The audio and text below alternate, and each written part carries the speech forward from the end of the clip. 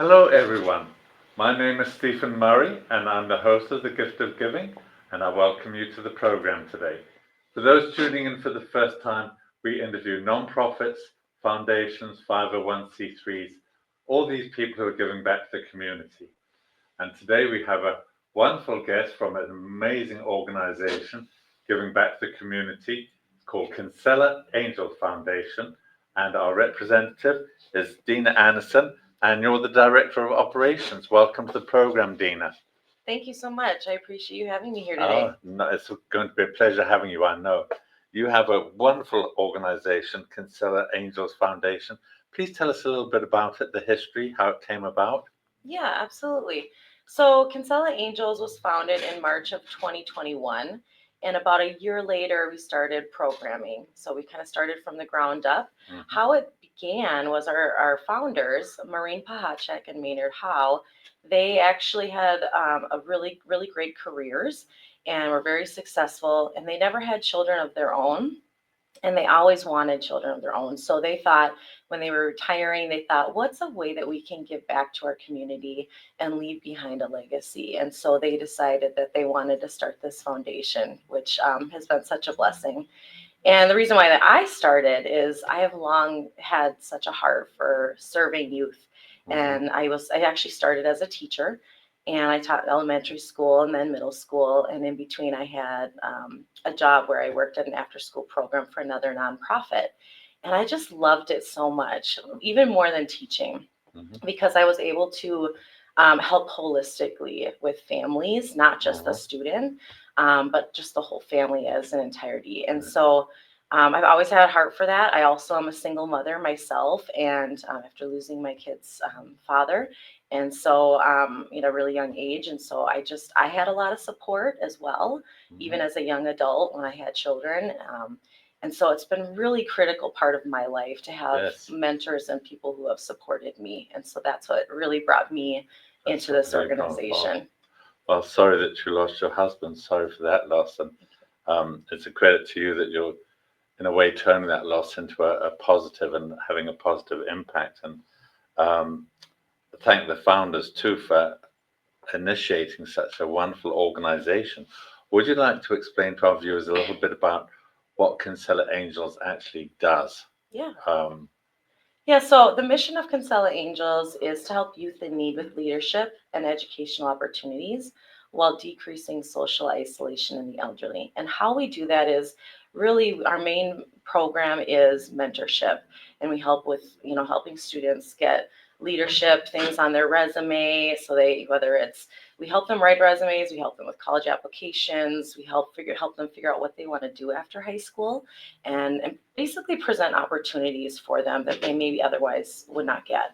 And then we have a volunteer mentor who comes in, and I match them together with them, and they basically come alongside them with me and support them along the way. So it's getting to know them and building rapport with them, building a relationship where they really can be open with them about their dreams and their goals in life, and really figure out what's the obstacles that are stopping them from obtaining those things. And then together, we work together to figure out how to remove those barriers and put those resources in front of them to help them. So that's our main part of our program. The second part of our program is giving back to seniors. And how we do that is through a local retirement community called Red Rock Point Retirement Community here. And we go there once a month, and we have an intergenerational social event.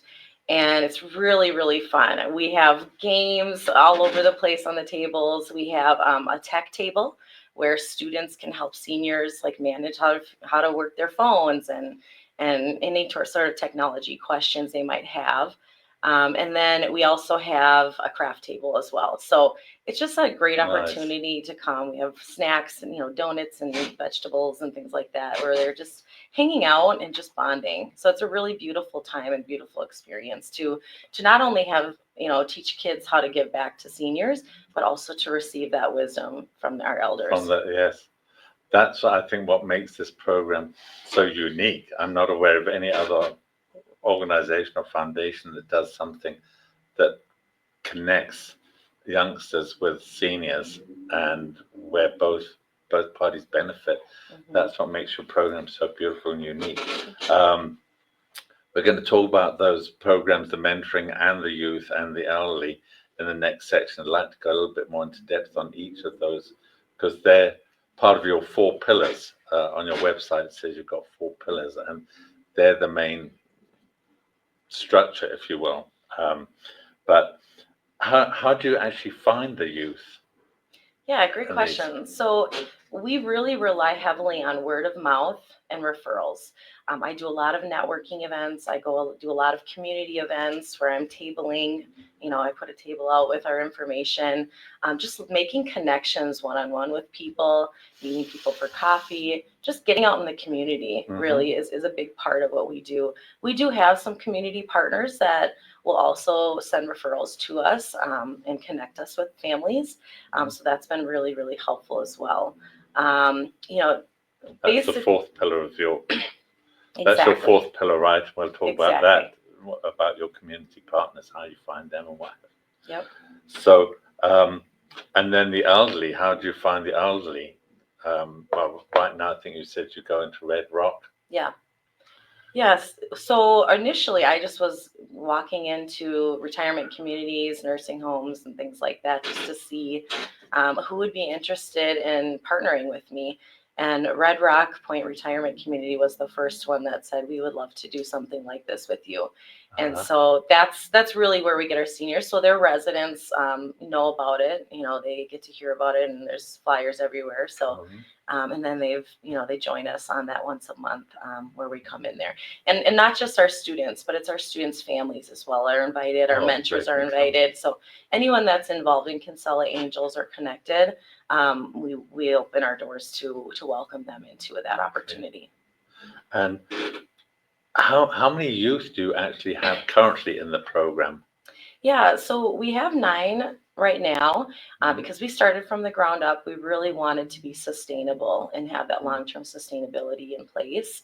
And because we're still in the building and growing process in the infancy stage, we really wanted to make sure that we do things well and be able to really assist our students in figuring out what they wanted to do, what path, and then how to be able to afford it, right? So the biggest dilemma for higher education is the cost, right? Tuition rates are really expensive.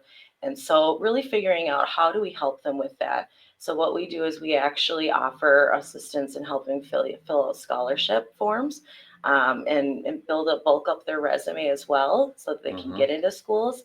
And then, so we really rely heavily on outside resources for the financial aid. And then we try to fill the gap with our own resources and financial aid. Nice. And we'll also talk about funding, how you get funded and where your money comes from. We'll talk about that later in the program too. Do you do make any efforts to match the youth with the elderly at all, or? Yeah, so I meet with them one-on-one. We have quite a process where we have more of an informal meeting, then an interview, and then I get to know them and kind of their history, what likes they have and hobbies, and what they like to do and what they want to do. Or for mentors, it's what have you done in your past and what is your relationship like with kids in your past. So we can kind of figure that out and match them based on their interests and hobbies. Okay. So. Well, I saw on your website, I think one of the youngsters was playing Scrabble, I think, with one of the seniors. Now, when they go back next month, will they sit down with that same senior again, or do they then go to somebody else, or do they just decide who they want to sit with or play with, or? Yeah, not necessarily. So it has been, typically been the same people that show up, the residents from the retirement community. But it can vary. So sometimes we get new seniors in that are new residents that have never heard of it, or now their schedule opened up and they can attend.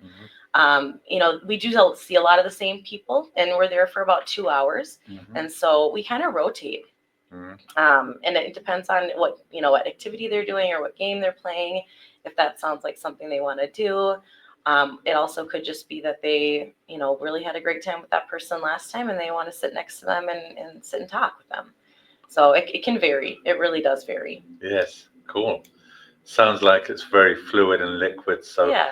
you're not locked into anything Right. specific. We're going to take a little brief sponsorship break. Please stay with us, everyone. We're going to be back in a few moments, and we're going to be talking about the 4 pillars of their organization: the youth, the mentoring, the community partners, and the elderly. We're going to go in depth into some of those issues. Please stay with us. Introducing Pacific Coast Capital, your partner in finance. We provide financing for your business. Speed, flexibility, and creativity are the foundation of our service. We'll help you navigate through change and opportunities. Our 90-plus years of experience ensures quick turnaround on loan decisions. Ride the wave to prosperity with us. Ready for new funding? Visit our website today at pacificcoastcap.com.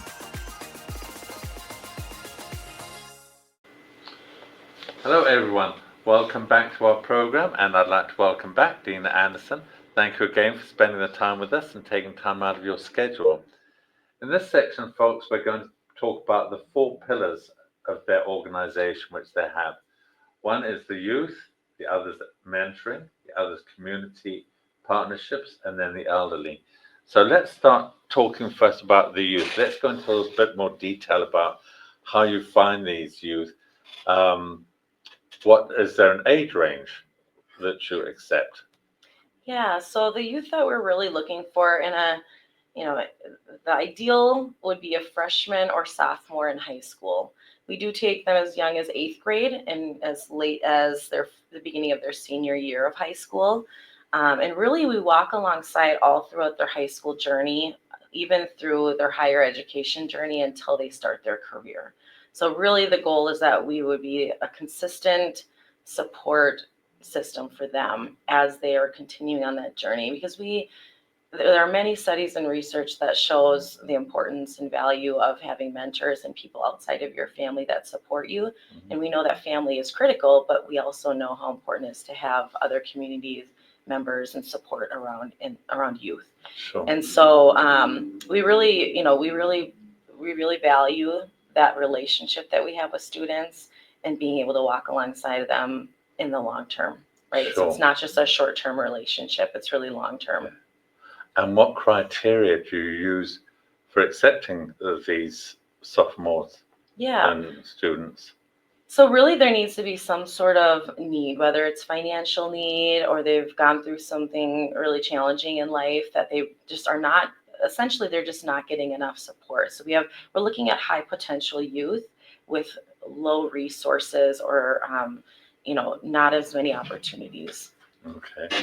Now, how do you actually find them? Do they come to you? Do social services refer them to you, or is it word of mouth? Yeah, so it's lots of different ways. Word of mouth is probably the biggest one. I volunteer in a high school where, I'm working with communities and schools, which is another community partner of ours. And just being able to be an assistant to them, as well as share and bring about awareness of our program for those students who might need extra support. We get parents that call us out of the blue because they heard about us from someone else. Maybe it was a networking event or someone out in the community, that knows about us and shared, some information about us. And so I do get parents calling and say, hey, I really would love support for my child. Or it might be a youth that says, hey, I'm looking to get a mentor. How do I do that? And then I meet with parents and the student and share with them more about it to see if it's a good fit. Okay. And then is there application forms that they have to fill out? Yeah, there is an application. We have it on our website as well, that they do have to fill out just for us to get to know a little bit about them and, who they are and what they're looking for. And, kind of just where they're at in life and in their journey and what kind of supports they're already receiving and maybe what supports that they're lacking in that, so that we can make sure that we really are equipped to help them. And are you looking to get more youth at this point in time? Yes, we're hoping to double by the end of this year. Really? Yeah. That's a nice goal to have. To have. Now, let's move on and talk about the mentoring, because that clearly is a key to your success. How many mentors do you have? Yeah, so we have about 11 mentors right now. So we have a couple that are on deck waiting for a student to start meeting with. which is a big goal of ours to get more students on board. Because there's such a need out there, right? Yes. So many students, they're kind of, I think about when I was a young person and how, you kind of flounder a little bit. There's some phases of floundering for sure that Flounder a happen. lot. Yeah, for sure. Yes. Whether it's high school or, Yes. Early young adult, Yeah, when you're trying to figure out what you're going to do. So, Yes. but yeah, so we, we get these mentors that, have a really big heart for serving young people or giving back as well. And it's been really great. And what qualifications are you looking for in mentors? Yeah, so really, we're looking for anyone 26 and over who, loves working with youth, loves helping people, is resourceful, maybe is successful in some type of career. We try to match them. Like if a student is going into nursing, we want to try to match them with someone Sure. in the medical field if we can. Just because then they get that experience of Yes. learning right alongside them and those resources that can really benefit them. What kind of background? Do you do background checks on your mentors? Yes, we do a background Yes, check on I our think that's mentors. important these Yes, days. I vet them, I meet with them, and just get to know them and who they are and kind of their, who they are as a person, career-wise, professionally, personally, and just kind of find out more about them as well as do an orientation and a background check and have them maybe attend some of our intergen socials and attend so they can kind of get to know the group a little bit before they actually get started and make sure it's still a really good fit. Okay. And the rewards, when we were talking earlier this week, you were saying about the rewards of mentoring. I'm sure they're not financial, but you said there are some benefits for mentoring. Do you want to share with our viewers, if there's anybody who's considering mentoring, what some of the benefits are for the mentors? Yeah, so, well, a big thing is the mentors are not only just helping young people and giving back, right? But in our students, they don't realize how important having a mentor is because they're young. They don't see Sure. the value in that yet, right? They don't understand that until they have hindsight later on, right? But the biggest benefit of having a mentor is just the amount of access to network and a huge network, whether it's resources or other connections with other people. It might be a job opportunity. Whatever it is, it's going to elevate both the mentee and the mentor, because you're widening your network. Basically, Wow. is what's happening. So it's not just about for mentors. It's not just giving advice or listening, but it's so much more than that. You're giving opportunities to a student that maybe would never have existed otherwise. Now, how often do the mentors connect with the student?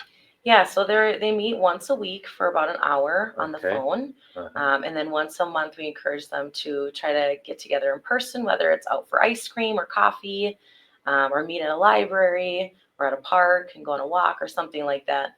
But yeah, usually it's once a week on the phone. It sounds a bit like a Big Brother program. Is it Yeah, it's very something similar to that? Yep, it's very similar. And do they go to the senior centers, the mentors, do they go to the senior Yes. centers with the kids They do. and the families? Yep, they're all invited. So it's just Cool, kind of like one big cool. happy family. Yes. So you're looking, presumably, if you're looking to double your kids, you're looking to double your mentors by the end of the year as well. Absolutely. Yeah, Cool. so we're always looking for mentors. We're always looking for more students and community partners. Just the more people that get involved, the greater the impact we can make, really. Okay. Let's talk about the elderly. And you've mentioned that you go out to Red Rock. That's the one center. Are you looking to go out to more? Yeah, we would love places? to be able to do that. We need to get more students involved and mentors. Okay. And we take mentors, or we take volunteers that want to work with seniors, and even if they don't want to work with youth. So we take other volunteers as well. So they're all invited, but we have to have a big enough group to be able to expand to other locations. Sure. So we haven't started that expansion yet, but we're hoping to do that by the end of Yes. this year as well. Okay. So, yeah. And if you do, let's say you find one other location, would you split the group so 4 go to one and 4 go to the other, or would you have them go to both, split up and have them go the second Friday of the month and the fourth Friday of the month? Yeah, I mean, Or you haven't figured out ideally how it that's would gonna work be yet? ideally it would be whatever's close to their home that they can start going to that same Sure. one every month and really establish those relationships with the seniors. However, if they can't make it to one, they have that option of going to another location Okay. if they want to. Yeah. And the seniors that come out at Red Rock, how many come out to Yeah. meet and spend time with these kids? I would say there's probably about 15 that show up consistently every month. And they see And the then- benefits of what they're Oh, they're yeah. helping the kids out. Yeah, they're great. They're really amazing. They're so supportive of what we're doing. They light up as soon as we walk in the door. They're so excited that we're there. They love to, talk with the kids and hear about their life, and they Yes. also get a chance to share about their life. And Nice. yeah, it's a really beautiful time and just really Mhm. fun. And, we love it. Now, It's what great. about individuals that are seniors that are living in their own homes still? Would you consider going? Some of them might be lonely and they might Right. want some company. Would you consider going to a senior's home with a student? Yeah, so actually that's how we started. But there ended up being a lot of liability because we're working with two different vulnerable populations. You have seniors and you have, teenagers or youth. And so it became one of those things that I had to be there or a mentor had to be there. And so we just needed to make sure that everyone was safe, whether it was the senior or the student. And so we are open to that. If it's someone that there is a need or that, really wants, someone to come out there, we will do that. Absolutely. So we still do have 2 seniors that we have done that with and go out there, every couple months just to check on them and hang out with them and, maybe help them with light chores or, just sit and visit and have That's tea nice. or something Yes. like that. Go walk their dog with them or Yeah. something like that. So. Nice touches. What wonderful things you're doing with these students and the seniors both for mutual benefit. That's amazing. We're going to take another sponsorship break. We're going to come right back in a few moments and we're going to discuss the 4th pillar, the community partners, and the financial aid and volunteer opportunities. Please stay with us. We'll be right back. Budget deficits, national debt, presidential elections, government shutdowns, global conflicts in Europe, global conflicts in the Middle East, global pandemics, interest rates, rising inflation. Markets go up and markets go down for reasons nobody can control. Don't let the volatility of the stock market determine the quality of your retirement. Your financial strategy can make all the difference. I'm Joshua Dowden. At Priority Wealth Partners, your goals are our goals. We believe people can live better lives with smart financial education and knowledge. We work closely with clients to match strategy with individual needs. Our personal financial strategies have helped investors accomplish their goals while reducing market volatility, and we can help you too. You've worked hard to get where you are now. Your financial plan should work hard for you in retirement. Conveniently located in downtown Summerlin, my name's Joshua Dowden. Call me today for a free consultation. 702-808-6513. That's 702-808-6513.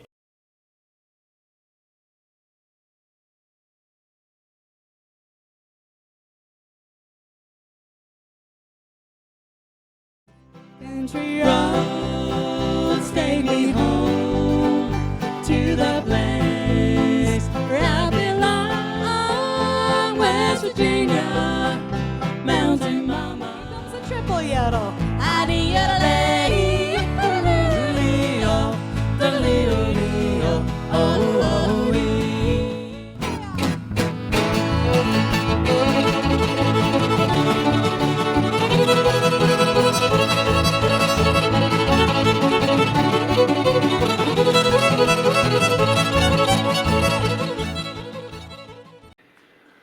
Welcome back, everyone, and I'd like to welcome back and thank our guest today, Dina Anderson from Kinsella Angels Foundation. Thanks for being with us today and sharing what your amazing organization does.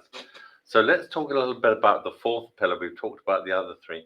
The fourth pillar is community partners. Now, how many community partners do you actually have? Wow, that's a great question. I would say we have 2 officially, Hmm. but then we have many that we use as a resource for our students, and they're aware of us and, send resources our way. So I don't even know how many because we have so many. That's okay. Which is great. So do they send financial resources or is it materials? It's usually materials or other services, right? So if a student has whatever, we really take the holistic approach, even though mentorship is our sweet spot.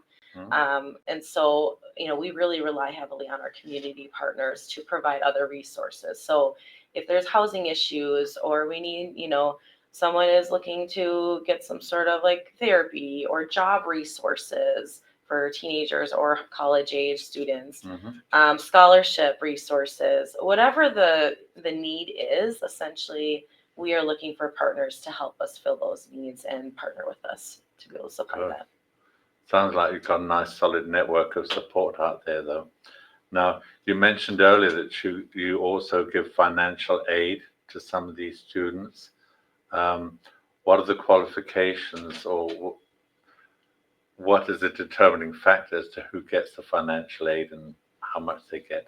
Yeah, so basically, is when students are, entered into our program, they're basically in our program to be able to get all of our services. And Mhm. so we look at what is their financial need based on, what school they're going to or certification program there or trade school they might be going into. What is that going to cost? What kind of financial aid they're getting outside from, whether it's government, federal funding, or if other scholarships that they've applied for, they've received, and we kind of look at really the gap that is missing. So let's just say they need 15,000 to go to college, and they get 10,000 in scholarships and grants from the federal government. And so we really look at that and we say, okay, what's the need there? And how much can the family support, and how much can we support? And so we look at, essentially, it just totally depends on how Sure. much they're getting from Mhm. outside sources. We really try to get as much covered by outside sources, because if we don't have to pay for any, like one of our current students at UNLV, she just got a scholarship this year to cover everything. That means we get to help more kids. Yes. And so it's all about being able to help and make a greater impact on more lives, right? Okay. And so it really just depends on Yes. each person. Now, how does your organization itself get funded? Do you get government grants, or do you get businesses, or is it individual donors, or a combination of all three? Yeah, so right now it's primarily our founders. They are about 55% funding all of our resources. And then the other 45% are individual donors right now. So we are looking, we'd love to get businesses and corporate sponsorships and donors. We'd also love, grants as well. We just aren't at that point yet, but I know we will eventually. Oh, sure. So, yeah. You've moved mountains in the 4 years you've been in business. You truly have. Thank you. Thank you. I appreciate that. Doing your own work. Volunteer opportunities. Some people might not want to do the mentoring part of your program. Are there other volunteer opportunities where they could help out? Yeah, if they're absolutely. interested? Yeah, so we have, like I had mentioned before, with the seniors, that seniors often are looking for things to do in the community and to help out, or to if they're lonely and they don't have a large community around them as well. So we really invite people to come in and also participate in that event as well, and to do that with us, alongside us. Also, there's opportunities for, if they're, they could tutor a student or a group of students in some sort of subject that they have an expertise in. Or if it's a matter of just resending resources our way, or it could be helping, reach out to community, could do some community outreach for us, spreading the word.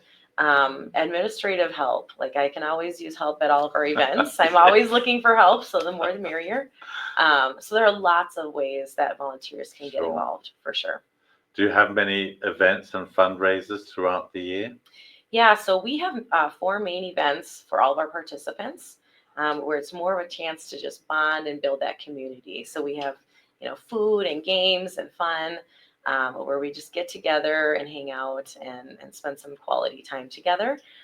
We also have and celebrate each other, right? So there's milestones that our students are hitting that we really want to celebrate as well. Mhm. So, summertime, it's graduation and so forth. Sure. And then we also have an annual fundraiser that we do every fall in November, and it's a virtual fundraiser. So we have another one coming up this year. This will be our 3rd one that we've had so far. We haven't had an in-person one yet. However, we are having a in-person event at Monday's Dark, which is a local nonprofit that does a comedy show and helps raise funds for nonprofits locally, which is pretty amazing. So that's September 22nd. Oh, okay. Well, be sure and look out for that. Yeah. Be sure and send us a flyer when you've got it, and we'll put it on our Facebook page Yeah, that sounds to great. promote it. So just before you go, what would you say is the biggest challenge facing your organization at this point in time? Yeah, I would say limited resources just to make sure that we, have everything for our students. That's why we are growing so slowly so far, is just we need to make sure that we are sustainable and have, the funding and the resources available to our students so that we really truly can make a great impact on their lives. And then, it's a domino effect and spread that. So Yes. I would say limited resources is definitely our top. Yeah, I think just also I'm new to Vegas, and so I think that has been a challenge for me. Even though it's my heart and I love what I'm doing, I don't have the connections as if I had lived here all my life, right, or for a longer period of time. I've only lived here since it started 3 years ago, Yeah. and so you just making those connections and really establishing those relationships and that trust with the community has been a little bit of a challenge as well. But just takes time. So it takes time and, of course, money. But you certainly have made huge strides since the organization started, and you've had a huge impact on these children's lives. So please keep up the good work with the Kinsella Angels Foundation. It's been an absolute pleasure having you on the program, Dina. Before you leave, would you care to share with our viewers your contact information, your website, email, phone number, any ways that people can reach out and contact you? Yes, thank you. So if you would like to contact us, check out our website first. It's www.kinsellaangels.org, KINSELLAANGELS.org. And then also you can reach out to me at my number is 612-801-9160, as well as my email, which is danderson, DANDERSON, at kinsellaangels.org. So feel free to email me, call me, and just check out our website. We'd love to hear from you. And if you're interested in getting involved, we'd love to connect you. Thanks very much again, Dina. And I'd like to thank you, the viewer, for tuning in. I hope you enjoyed this program and learned a lot about this incredible organization. If you have any questions or comments, please reach out to me at stephen@thegiftofgiving.vegas. I'd also like to thank the show's producer, John Stiles, and station owner of WWDBTV. I thank him for allowing me to host this program. And we certainly wouldn't have a program were it not for our sponsors. I'd like to thank Pacific Coast Capital, the Firelight Barn, Priority Wealth Partners, and RJ Champion, my business partner. You will hear his message right at the end of this program. And also Friends of the Gift of Giving. These are individual donors who wish to remain anonymous but make the program possible. Once again, I hope you've enjoyed this program. Hope you'll come back and join us again next week. In the meantime, please stay safe and be kind to one another. Bye for now. Mr. RJ Champion is proud to sponsor WWDB-TV's series, The Gift of Giving, and wishes the program much success. Congratulations and gratitude to the featured guests and the organizations they represent. Our community is well served by your tireless efforts to make Nevada a better state for all its residents.